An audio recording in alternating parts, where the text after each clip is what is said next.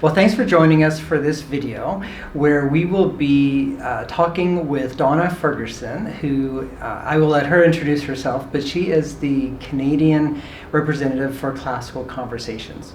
So we'll start with our introduction, and if you would just introduce yourself to our audience. Hi, thanks for joining us. So I'm Donna Ferguson. I live in Calgary. I have 7 children, 1 husband, 1 dog, and we have 6 grandchildren. And so this has been a long journey that we've been on of this homeschool life. We started with Classical Conversations. We're heading into our 7th year, and we meet in Calgary, of course, so we have groups all over the country. And so why make the change after all of those years and graduating? My older daughters graduated without Classical Conversations. And for me, it was looking ahead, knowing I had 4 more children to go, and how tiresome it can be to have all of the different programs and all of the different material, all of the different resources again. And of course, I'm not in my 20s, so it looks a little different. And so when I was introduced to this program, I could come into complete agreement with what I saw on the reading list. Made sense, we already owned most of those books. Knowing that I could provide a program that was consistent with all of my children and just work through it with them. Same guide, same books. Until they get older, it looks a little bit different. And that just thought, I can do this, I can breathe, I can educate them well, and I can actually not feel the stress that I had felt in the past. So right now I am the country coordinator. So what I do is oversee all things Classical Conversations Canada. Wow. It's big. That it's exciting. Big. That's where we are. All right. Well, before we go into a lot of the nuts and bolts of Classical Conversations itself, would you give our audience a working definition of classical education, and compare it, contrast it to other forms of education, just briefly, to let them know what makes classical education, classical education, then what makes Classical Conversations a great resource for pursuing a classical education. That's really good. I actually wrote it down. It looks longer than what it is. I'm going to read it, and I don't normally read, but I think it just says it so well. Sure. So classical education, just in general, consists of the 7 liberal arts. These arts are the tools necessary for all people to obtain and keep liberty. Thus, the liberal arts, Latin for libera artis, my pronunciation isn't perfect. Hey, sounds good to me. Not just academic subjects, but tools for all of life. In fact, these arts can serve us well in our personal and professional lives. The first of these 7 liberal arts, collectively, we call them the Trivium, or Latin for 3 roads, 3 paths. These are the focus of Classical Conversations. We focus on the Trivium, and the names of the 3 arts: grammar, dialectic, and rhetoric. And so because we're focusing with Classical Conversations on the 3, we know that the others exist, and we're aware of that. As the students get a little bit older, we are able to expose them to some of the other roads, I guess, for lack of a better term, that we can do. And so focusing on that, knowing that with the grammar level is memorization. It's a lot of rote memory. We're asked often, why are our 4-year-olds memorizing these history sentences or these facts from history?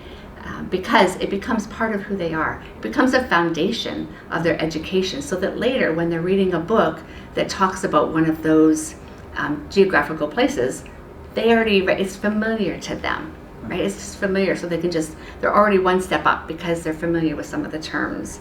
And of course, as the children get a little bit older, they move into the dialectic stage where they're starting to process, I'm learning about these things, but what does that mean and how does that apply to me? I want to know more.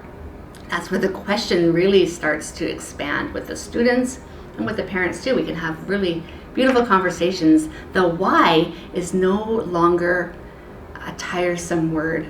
You know, when they're little, everything is why? Well, they actually need to know, but the why changes because they want to learn, why is that fact important to me and how does that pertain to me? But they don't really understand until they get into the rhetorical stage. So, rhetorical, when we're having the conversation about, I have the information, I have some little bit more information than what I had in that grammar stage, but then how does it actually work?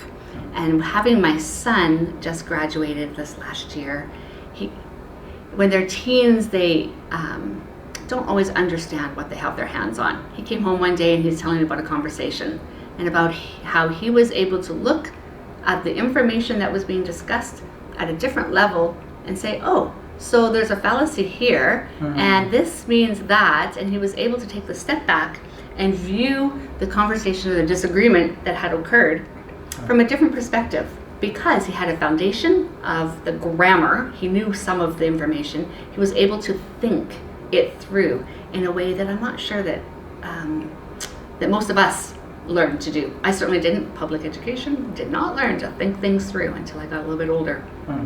All right. Well, thanks for that information. So going back to the name of Classical Conversations,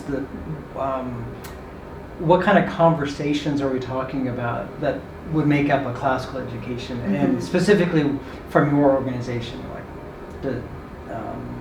and also explain, if you would, to our audience what it is your organization provides. Why would they, if they once have chosen classical education, why would being part of your organization be a really good next step? That's good. So we go all the way back to the history. Lee Bortons founded Classical Conversations over 20 years ago. She did it with she had 4 boys, 2 little guys, and 2 older ones. And she did it with started this little group of other moms, other parents getting together with I think they were junior high-ish age. And they were reading some really great books, but she wanted more for them. And so she would gather these families together. The children and the parents would read the books, and then they would discuss the books. Socratic Dialogue, the how and the why. Why would that character do what they did? What else was happening in the world when the setting of that book? And they were able to expand on some of those classics together. After a couple of years, they discovered, well, wait, we have all these tiny children. What can we do to equip them so that the conversations when they're older are a little bit easier, and easier for them to, maybe we get more fruit from that. And so that's where our Foundations and Essentials program came. And it's really important to know, I think, when we looking at homeschooling, we start with our little tiny children, right? I'm going to homeschool them. But what if you have older kids? How do we start there? And I love that I can go back and say, actually, Classical Conversation did not start with your 4-year-old. It started with our teens. And so knowing that there's a place for our teens, even if they don't have a fabulous start, we still are able to plug them in and learn and grow. So a conversation is just like this. You have some information, I have some information, and we're going to talk about that information, and we're going to learn from one another and really lift one another up in that conversation. Okay. Does that make sense? Yeah, it does. So a lot of dialogue back and forth. You mentioned the term Socratic, what do you call it? Socratic dialogue, yeah. And I've heard that term before. Sounded very intimidating. So, but you kind of break it down, if you would, like what is Socratic dialogue? Yeah, okay, so this is where you're going to figure out that I'm not an expert. Okay. So I'm not sure if I can give you a really great definition on Socratic dialogue, but my understanding, that's all I can go on, is exactly what we discussed. We're reading a book that comes from Socrates where they would gather together and they would just, not the door in the wall, Detectives in Togas. If anybody's read that book, it's a great book. It's actually on one of our book lists. And so I go back to, I read it years and years ago with my older girls. And so these boys are part of their school, and they have a tutor or a lead learner or an older person who's leading them in life. And so they would get together, they would do some research, do some studying, do some learning together, and then they would discuss it. Okay. And so it's just about having that discussion. Okay. It sounds like a really daunting term. It's not. It's about talking. So we talk a lot. And we know when we talk a lot with our tiny children, it's more important, I think, to be talking to our older children. They need us to be engaged in what they're doing, in what they're reading. Sometimes we can, this is not a time to step back and let somebody else take over. This is a time for us as parents to step in that role. It's not hard. I don't have to know everything that they're reading. I actually have not read Canterbury Tales. My daughter's reading Canterbury Tales, but I know how to ask good questions. And so that's what I've learned as a parent with Classical Conversations, being equipped in this with the program, being very intentional. Okay. with equipping parents, asking really good questions, and we've got a whole document that really outlines how to ask questions. There's books that tell us how to ask good questions. Okay.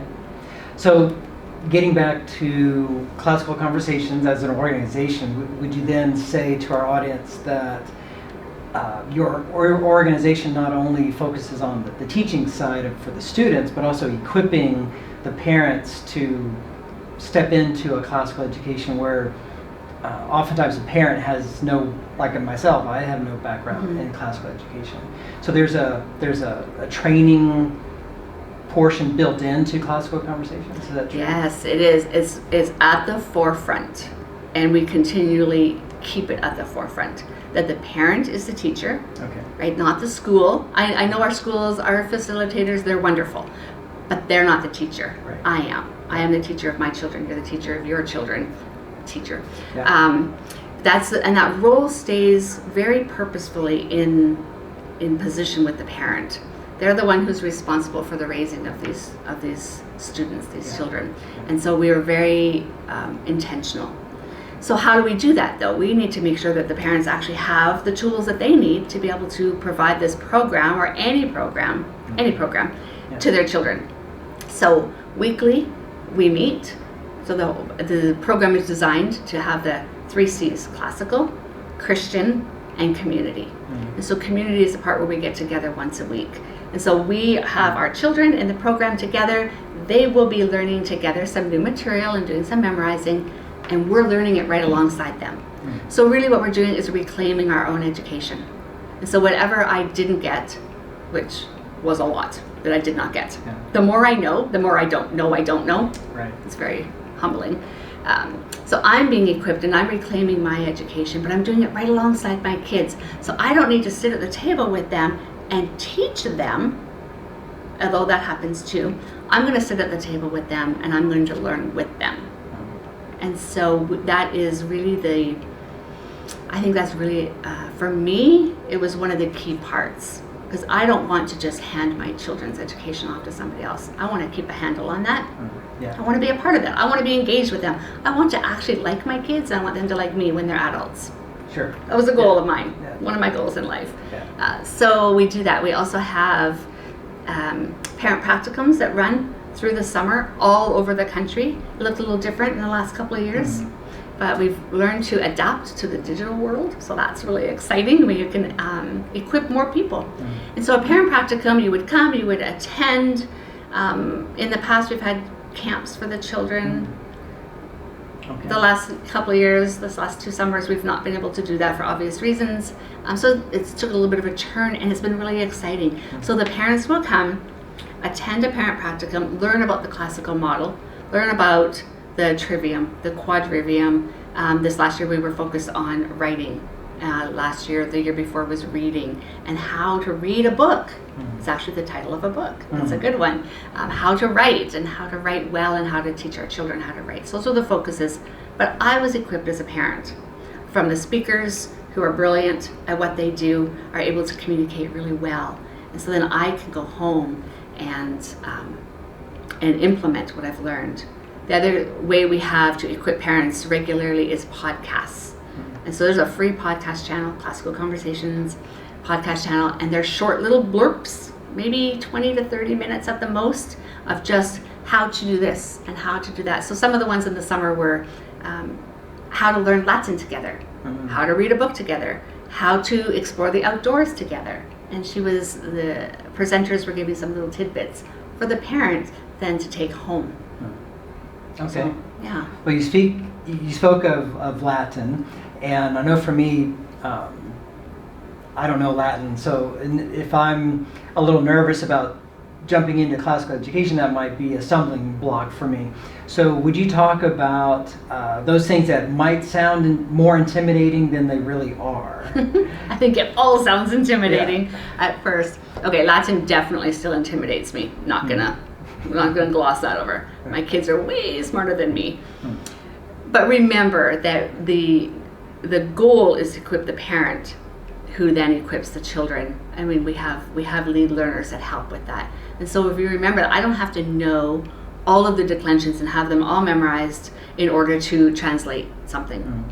I don't have to know how to do that. I need to have the tools in my hands to be able to do those things. And so one of the shifts that's come in our Latin program for the older children, for the junior high, senior high, is moving to translating the Vulgate. And so we're going to shift away from what we've been using what we've been using as so Henley Latin as a tool to help us to be able to translate the Word. And so our kids are learning to translate the Bible. And I mean, how much better does it get than that? You know, they can read it in the original, and then they can read it and translate. And really, the more you dig in and you look at, so here's another word that scared me, parsing and diagramming. What in the world? So I say it easy because I actually know what it is now. It's right. See, reclaiming education. And so when we're parsing, taking apart a sentence, figuring out what part of speech that word has in that sentence, we're learning to do that in English, we're learning to do that in Latin, then we have a better understanding of our words and how important words are. And so what else would be, it's all intimidating if you don't know. That's the neat thing about it, is if we're just learning something new. So let me talk about this grammar, dialectic, and rhetoric, and how put it, this is a really good example that I like to use. When I'm learning something new, I have to go all the way back to the grammar stage. So I always thought I would be one of those knitting grandmas. I don't know what I was thinking. I am not. But I always thought I would be. So when my grandma, I'll be a knitter. And so my mom was living with us, and she said, I need to teach you how to knit. Okay, fine. So she got the books. We have all of the tools necessary. I don't even know what these things are called. Knitting needles, and then there's crochet hooks. I had to learn the grammar, how to read the book, how to read the instructions in order to be able to even begin. That's my grammar stage. Then in the dialectic stage, I'm putting some stitches onto that needle and adding to them, knitting, purling. I don't even know if that's knitting. It's knitting and purling. See, I'm really not there. I haven't figured this out yet. Putting it together, and I'm telling you, my first pieces were terrible. They were like, I was losing stitches and gaining stitches, and it was like this warbled up mess. And so I pulled it all apart. But I kept at it. Thought, okay, I'm going to at least learn how to do some squares. So I kept at it, and I got to the place where I could actually make some pretty decent squares. Now the trick is, when did I get to the rhetorical stage? It's when I could actually show my daughter how to put stitches on, how to begin, and then how to continue and how to grow. And when she loses a stitch, I sometimes can even help her figure that out. So it's not just about our children when they're tiny being in the grammar stage, it's about all of us being in all of these stages at all times. And then we're always learning and we're always growing. And that's truly classical, to know that we don't ever attain, but we're always moving through, always moving. Okay. All right, excellent. Carrying on in terms of the description of classical education, most people like myself who don't have a classical education background think in terms of very discrete subjects. You've got your math, science, the four core plus options. And that's what I'm comfortable with. So for someone who's like myself, and even yourself, when you started, didn't have that classical background, and we have this comfort level with, the core subjects and then the quote options, electives. How is the classical education approach structured around subjects? I mean, do you have the subjects like you would find in the classroom, or are they more integrated, or is it up to the parent? Kind of mix and match. Can you talk to that? Yeah, that's good. And I really believe that depending on a family's direction with their classical education, it could look different. Okay. So now I've traditionally homeschooled all of my kids, and so we've been, and even a little bit of that unschooly. I've always got this undercurrent of unschooler in me, like, we're not going to do school today. Okay, good, let's go to the beach. Not the beach, let's go to the park. Yeah. So for me to be able to define clearly a subject is not something I'm actually even comfortable with. I know many are, though, and I know that's really that's the way I was raised. That's the way most of us are comfortable teaching, because you can quantify it really well. Right. In the classical education, we definitely have subjects, but with classical conversations in particular, because that's what I'm familiar with, we are really intentional to integrate. And so one of my daughters says, oh, her tutor is Miss Jen. And she says, oh, Miss Jen did it again today. Every time somebody said, wait, that happened in that book, and they pull from their history into their science, she says, yay, integration. And they do this little celebration. Because it's really important for our kids, for us, to know that life is not in boxes. And we have to be very careful to not put it in boxes. I know when we're filling out forms to keep our supervisors happy, we have to do that. But I have a hard time pulling that out of, I think what we're learning is so big. But we definitely have some subjects. When we're talking about our little guys, we have the Foundations program. So the subjects that are in boxes is English grammar, math facts, Latin, science facts, geography, timeline, and history facts. So we're very purposeful, memorizing little bits of information, something that's really easy to manage. Some of our sentences get kind of long. Like, how can a 5-year-old learn that? They do it to a song and they've got it right now. It's over, it's done. They're running circles around us as adults whose brains are a little bit slower. And so we're learning about that, but we need to remember that there is math in science and that there's science in history. And so when they're little, it's up to the parents. Really, it's on them to bring those integrations in. When they get into the challenge level, so junior high, 12 and up, basically. Again, the little boxes are, and I'll just read from my notes, is logic, which is the art of math, grammar, which is the art of Latin. I know you would think logic is in logic, but it's not. Logic is math. Grammar is Latin. Research, we're learning about life sciences, astronomers, biology, chemistry, physics, all that good stuff. Reasoning, we're reading some of the great works. That's our logic. So we actually do formal logic. We're talking about the square of opposition and all of that. See, I don't actually have it all part of me, but you ask my daughter who's sitting out there, she'll tell you exactly what it is. Exposition, we're reading really great books. There's some fabulous books out there. We cannot read them all. And so we are asked often, well, why isn't this book in your reading list? Read it at home anyway. If it's a great book. So one of the books that moved off of our list this year is Carry On, Mr. Bowditch, however you want to say it. We're still going to read that in our house because it's amazing. It talks all about, he taught himself how to read and write Latin with a dictionary and a Bible. Wow. Kind of the way we're doing it. Interesting. Yeah. And then of course debate. When they're in their first in Challenge A, they're learning debate through cartography. So why is mapping part of debate? Because we're learning about the world. They're learning to draw the entire world, countries, provinces, states, capitals, all of it in 1 year. It's really intense. Why? We're reading later about a war or something in history that happens in different parts of the world. Those students who have done a little bit of work know where that is and how it relates, how our borders have changed over the years, how it changes all the time. So how do I then take this, my classical program, and put it into the boxes? I don't do it very well, personally. I'm not real good at it, but it's easy enough to do. We know that history is social studies, and so to define what we're learning, knowing that we're learning this in a classical education instead of social studies and science and math, we're integrating really purposefully. So let's say a family decides to pursue classical conversations. Is there a set of resources that they buy from classical conversations? And if so, then if you would explain or describe what it is that a family would be buying from classical conversations. So in order to become part of a program, you need to understand that we have communities. So there's a community in Edmonton. There's a number of communities in Calgary, in Whitecourt, all across the country. Quite a few so we're all the way across from sea to sea, which is really exciting.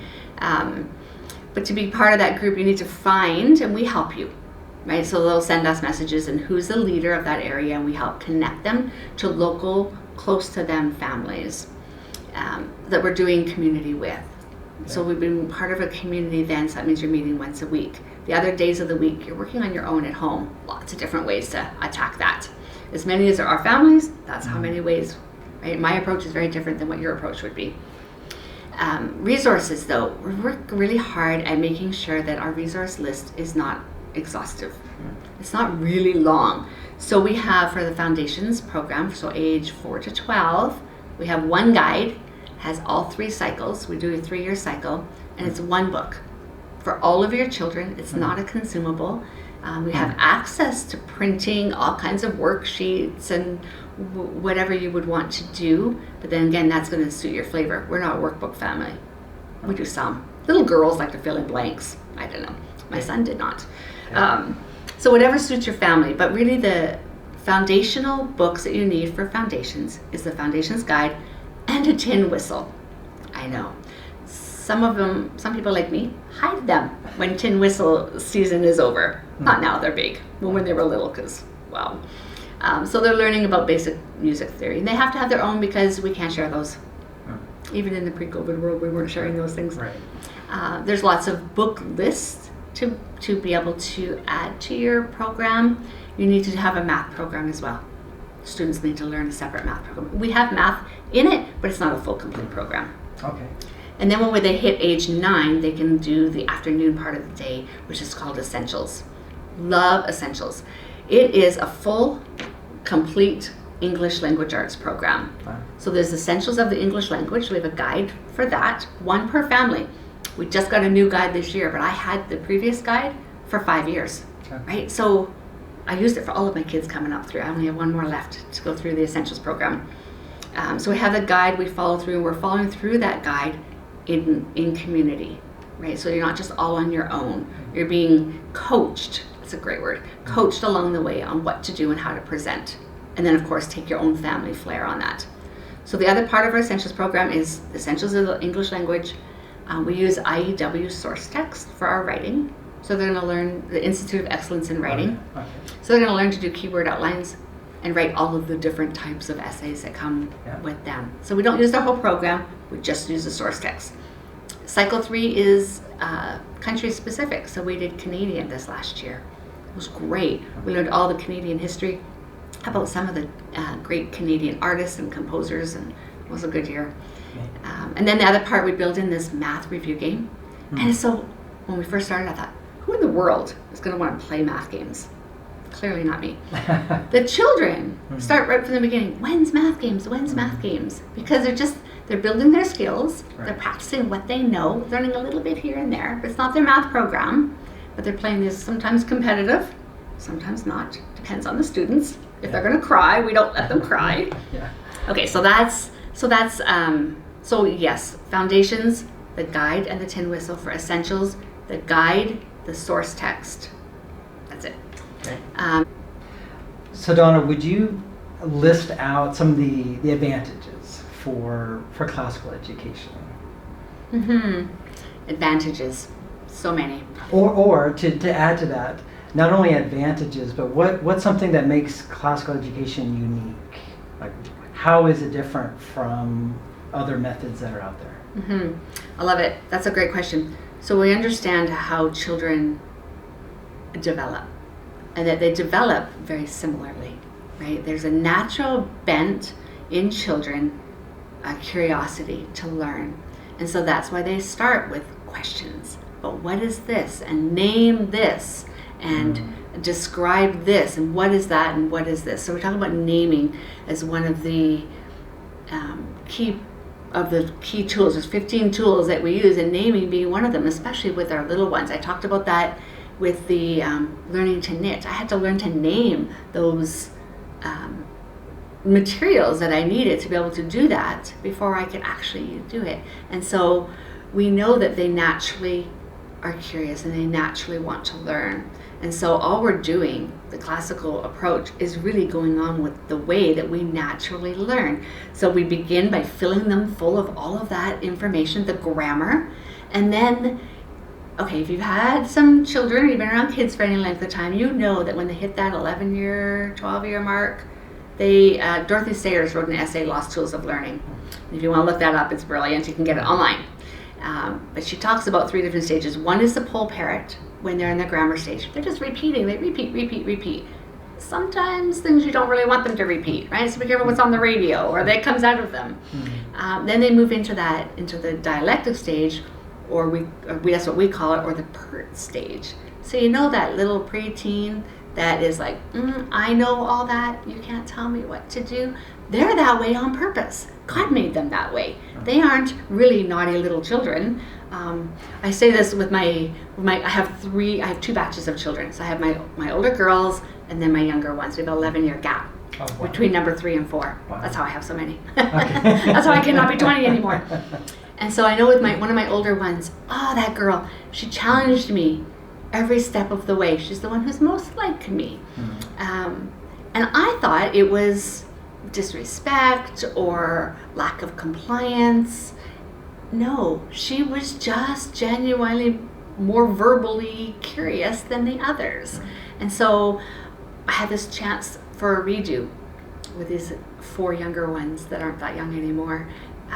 And so now when that push came, that PERT stage came, it's like, oh, you want to know more? I'm going to tell you more. But I'm not just going to send you for the information. I'm going to go with you and we're going to learn together. So that PERT stage, we're going through that together.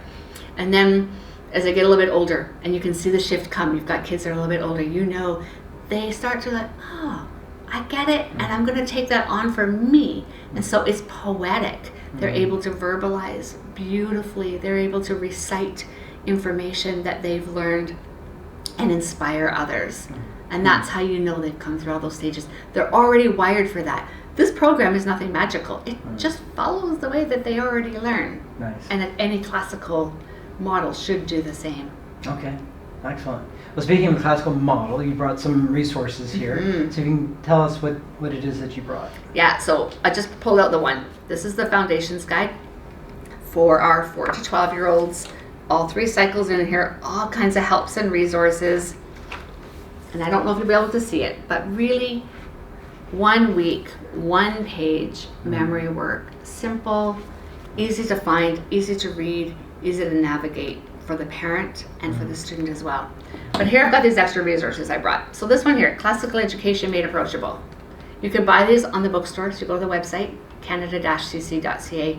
I've got lots of copies of this. This is the one that I call this the dad book, because this is the one I gave my husband. Here, you don't know what I'm doing, but here, you need to learn. And so he read it. Lots of dads, me too. Yeah. It goes through all of the program. So everything that we've talked about, this book outlines it in a really clear manner, something you can go back to. You can mark it up, you can write in it. We write in books, right? Yeah. We know that's a good thing, right? It's classical. So write in this book, but this is a great one to give if you have anybody who's trying to figure out, you're going to do CC, but you just need an elevator speech. What is this all about? This talk today was not an elevator speech, but this book is good for that. Then we talk about our grammar stage, the core. Lee Borton's wrote these books. This is not a new book. It's been around for a long time. Talking about the grammar stage, how our children learn, why they learn the way they do, and how to help them, and how to help ourselves as we learn alongside them. The question, I just finished reading this one again. It's so good.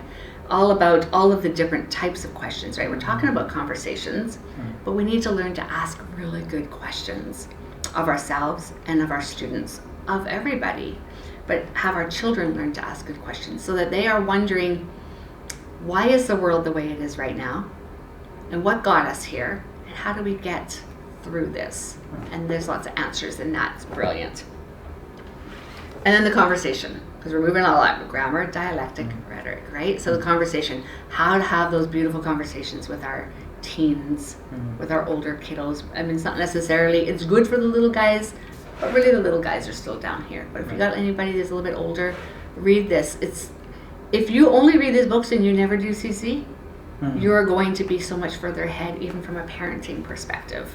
Really helpful. Okay. So initially, the viewer is seeing lots of paper here.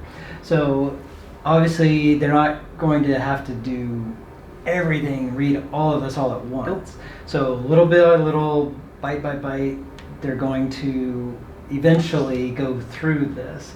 So as a word of encouragement to anyone who's watching, it sounds like the Foundation's workbook really is a handbook, as it were, for the parents.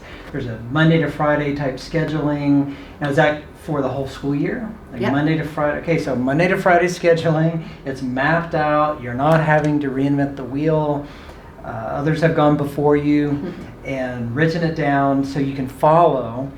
So that's really encouraging. And then, in addition to this, the parent would be reading maybe one book a semester, or like how often you'd start with like this one here, perhaps? Yeah.